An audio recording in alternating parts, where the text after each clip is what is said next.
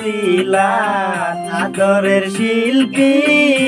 গাইছে বাংসেদ গান আমরা লখিমপুর জিলা আদরের শিল্পী গাইছে বাংলা গান গাইছে সুন্দর গান সুন্দর করে না কইলো না চ্যানেলের নামটি বাবুল স্টার বসত বাড়ি আঙ্গন বরপাতার সবাই মিলা সাফুর করবেন বাবুল স্টার রে